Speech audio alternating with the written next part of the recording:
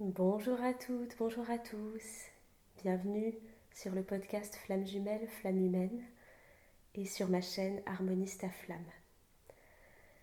Je suis le cœur en joie de vous retrouver aujourd'hui pour vous partager un sujet que j'ai envie de faire depuis déjà des mois, mais que de par mon parcours et la dernière séparation qui a eu lieu en juillet, j'avais reporté pour avoir de la matière à vous apporter à nouveau dans mon concret. Et c'est ce qui se passe en ce moment. J'ai envie de vous parler cette semaine du résultat finalement du travail sur soi. À chaque fois qu'on libère une blessure, qu'on enlève une couche d'oignon, qu'on dépasse une difficulté, une souffrance, et de vous parler de ces déclics chez nous, mais surtout ici, dans le lien. Ces derniers podcasts, je vous ai beaucoup parlé du travail sur soi. Pourquoi? Parce que c'est par notre travail intérieur que le lien va être influencé et que par le principe des vases communicants, l'autre va être poussé, bon gré mal gré, à plonger à l'intérieur de lui-même également et à faire son travail d'une autre manière que nous, mais à le faire. Et donc tout part de nous. Aujourd'hui, je ne vais donc pas vous parler du travail sur vous en tant que tel, mais du résultat une fois que ce travail a été fait. Le résultat n'est pas le même en fonction de l'endroit où vous en êtes dans le parcours. Si vous êtes en début de parcours, au moment des dysfonctionnements avant la séparation, là, ce fameux moment où tous les boutons du disjoncteur ont sauté et quelque part tout ce que vous avez à travailler vous saute à la figure, réactivé par la présence de votre autre, par son attitude ou par ses paroles, à ce moment-là, bien évidemment, on ne voit pas de résultat dans la matière parce que c'est un moment où, quand on va plonger dans sa nuit noire de l'âme, on est submergé par ses émotions, par toute la souffrance qui est associée à nos masques, aux blessures, à l'ego, aux vies antérieures, à tout ce qui vient se réveiller. Et donc dans cette phase, c'est d'abord de nous à nous que nous allons devoir faire un gros tri, un peu comme un grand ménage d'automne ou d'hiver, pour déjà y voir un petit peu plus clair en nous. Qu'est-ce qui se passe? Identifier les émotions, les blessures, les masques, les traumas, d'où ça vient, les situations de l'enfance, peut-être certaines de la vie d'adulte, qu'est-ce qui s'est passé dans notre famille, dans le transgénérationnel. Parfois, c'est un moment où certains commencent à visualiser ce qui a pu se passer dans les vies antérieures, pour eux et pour le lien. Mais donc dans cette première période, le résultat, il est vraiment pour soi, c'est-à-dire que les déclics, c'est un lâcher-prise, souvent un peu bon gré mal gré, c'est-à-dire que c'est très souvent quand on est très contrôlant, ce qui est vraiment le cas quand on est premier cheminant, euh, quand on en a tellement bavé, quand on est au bout de la souffrance qu'on n'en peut plus et qu'il y a une énorme crise de larmes et une forme de résignation, il faut le dire, de j'abandonne, j'en peux plus. Et là, après ce premier lâcher-prise, il y a comme le soleil qui revient d'un coup et où on se sent plus léger et on ne sait pas d'où ça vient.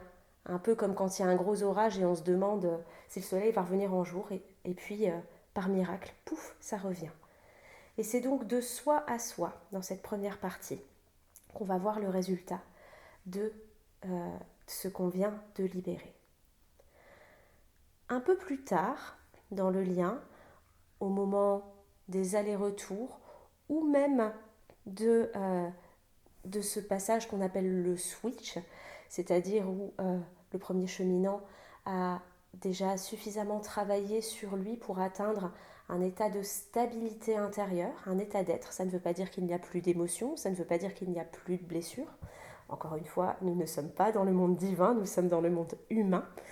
Mais c'est un moment où quand l'autre va venir soit nous retester, sans s'en rendre compte, hein, bien sûr, soit reprononcer une phrase qui nous avait blessés dans le passé, qui avait activé une blessure, ou avoir une attitude qui nous faisait monter au plafond avant, eh bien, le déclic, le résultat de ce travail sur soi va être que vous n'allez plus être activé dans votre blessure, ou en tout cas beaucoup moins. Ce qui se passe souvent dans cette phase-là, c'est que l'émotionnel réagit parce que c'est un réflexe.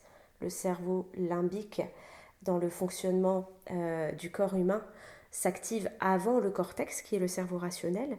Donc il y a souvent une petite activation d'émotion, mais comme on a désactivé l'émotion primaire, qu'on l'a réglée, qu'on a été voir la situation qui avait déclenché cet émotionnel, souvent du petit enfant, c'est bien pour ça qu'on parle de reparentage avec l'enfant intérieur, eh bien, c'est comme si on appuyait sur le bouton, mais ça venait plus allumer la lumière à l'intérieur. Parce que ça, c'est réglé, on a fermé la porte, on est passé à autre chose. Et donc, vous allez voir directement le fonctionnement chez vous qui ne s'active plus. Et donc, cet état d'être de stabilité qui va rester, qui va être posé. Et vous n'agirez plus, vous ne parlerez plus de ce fait-là, de l'espace de la blessure ou de l'ego, mais beaucoup plus de l'espace du cœur, de l'âme et de l'amour. Et donc toutes les décisions que vous prendrez, toutes les paroles que vous prononcerez seront d'un espace beaucoup plus sécure, beaucoup plus sain, qui va enlever de la pression en face, puisque le deuxième cheminant, inconsciemment, va sentir que son travail d'éclaireur de blessures touche à sa fin et qu'il n'a plus cette épée de Damoclès sur la tête, que vous n'attendez plus de lui qu'il répare vos manques, vos blessures, vos émotions. Et donc, il peut déjà y avoir à ce moment-là un déclic qui se fait en face, qui fait qu'il n'y a plus besoin pour le deuxième cheminant de rentrer dans une attitude égotique, il n'a plus besoin de se protéger, et donc des conversations beaucoup plus posées et à cœur ouvert. À partir de là, le deuxième cheminant va rentrer lui-même dans sa nuit noire de l'âme. Alors encore une fois, selon les parcours, ça peut se faire en plusieurs phases, ça peut se faire d'un coup, ça dépend s'il y a contact ou s'il n'y a pas de contact, ça dépend du caractère de base aussi de la personne. Et là, je vous renvoie également à toute l'astrologie. Quand on fait son thème astral, on se rend compte qu'il y a des comportements de notre part et de la part de l'autre qui sont liés à nos masques, à nos blessures, mais pas tout. Il y a aussi des comportements qui sont inhérents à notre personnalité, à notre signe astrologique et à la conjonction des planètes quand nous sommes nés, qui sont liés à notre nœud sud, de là d'où on vient, l'héritage, le bagage avec lequel on arrive dans cette vie, et certains comportements qui sont liés au nœud nord, c'est-à-dire là où on va, vers notre mission de vie, vers quoi on est poussé par la source à aller. Donc, le travail se fait de manière différente. Toujours est-il qu'ensuite, au moment des phases de reprise de contact puis de retrouvailles, et progressivement dans ces phases qui vont vers la pré-réunion et la réunion, et bien là, on commence à voir le résultat directement dans la matière, dans le lien. Et là, je vais pouvoir me baser sur des observations personnelles depuis maintenant 3 ans, même s'il y a eu une interruption entre deux. Pardon, je suis déconcentrée par mon chat qui joue avec le câble de l'ordinateur. Donc, oui, je disais que dans cette phase de retrouvailles, on voit les résultats directement dans la matière. C'est-à-dire que quand vous allez vivre une réminiscence d'une blessure, alors je vais prendre l'exemple de la blessure de trahison. C'est le dernier par lequel je suis repassée il y a 2-3 jours. Donc, vous revivez une réminiscence.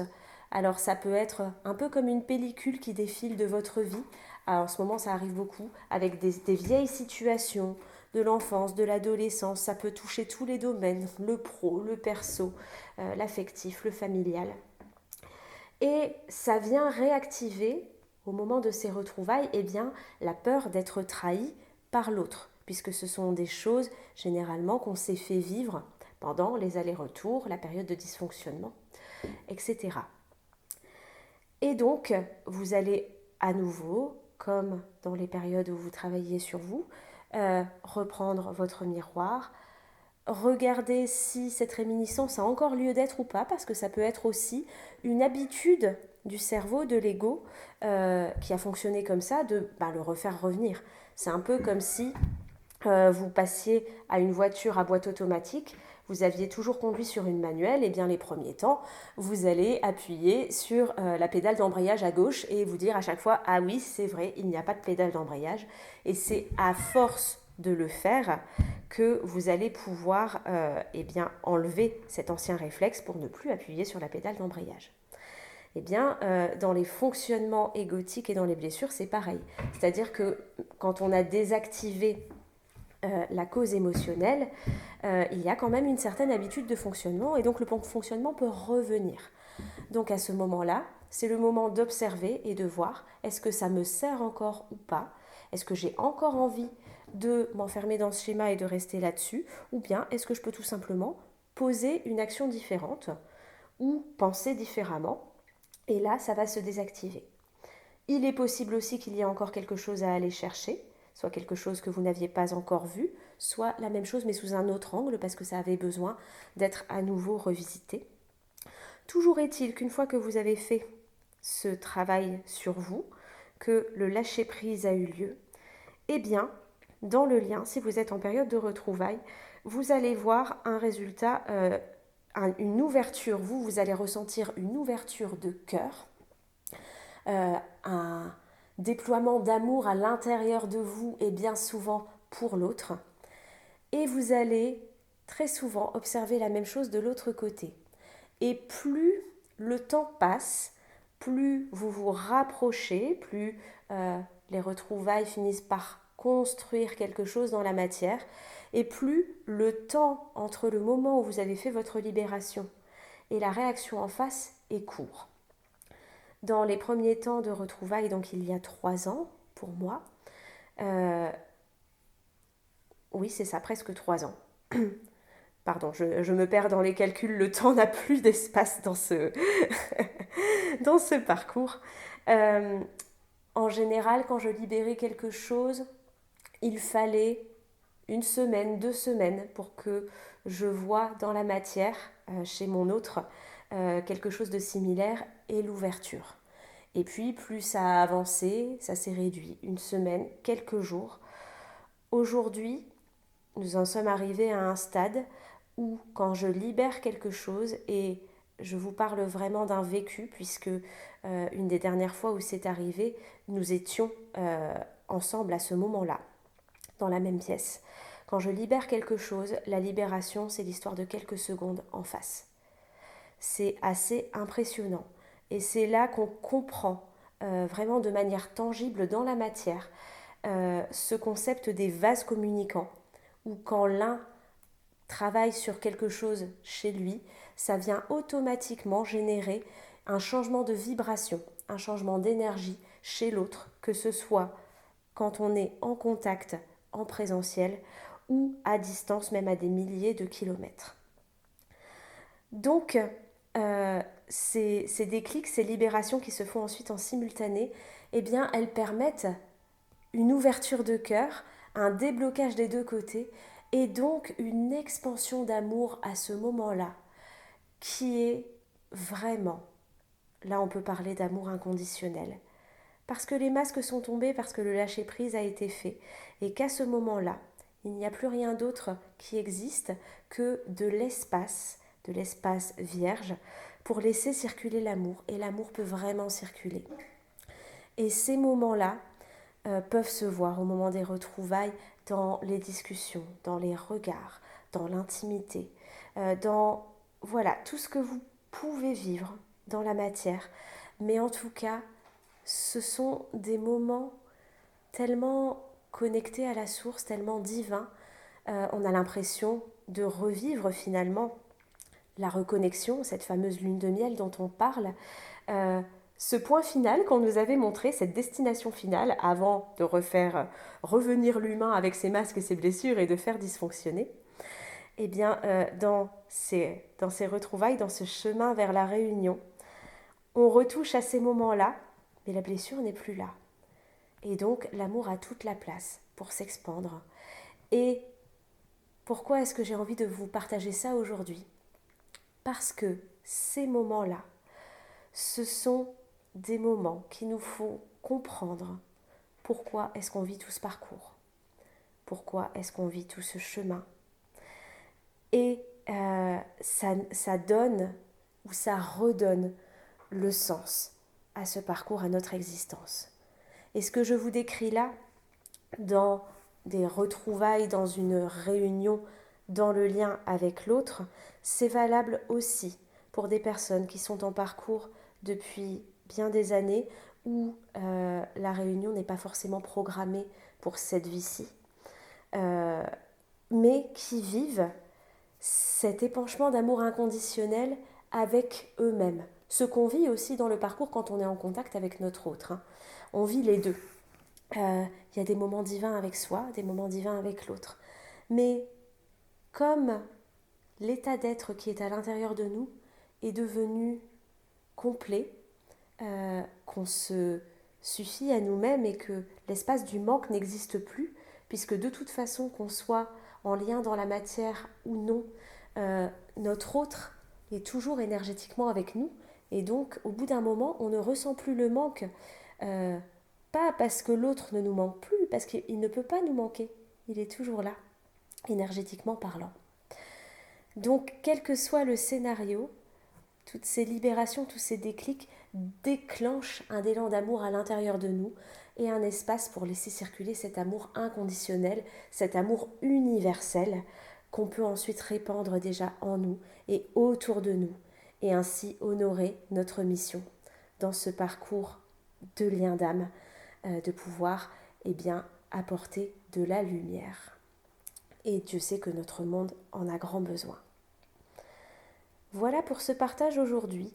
Je m'excuse pour les petites interruptions. J'ai été distraite par mes deux acolytes chats qui ont décidé de mettre du bazar en même temps. Donc j'ai essayé de me remettre en concentration, mais ce n'était pas toujours évident. J'espère en tout cas que ce partage vous aura parlé. Je serai ravie de lire vos commentaires si vous vivez quelque chose de similaire, que ce soit de vous à vous ou de vous à l'autre en ce moment. Savoir un peu où vous en êtes.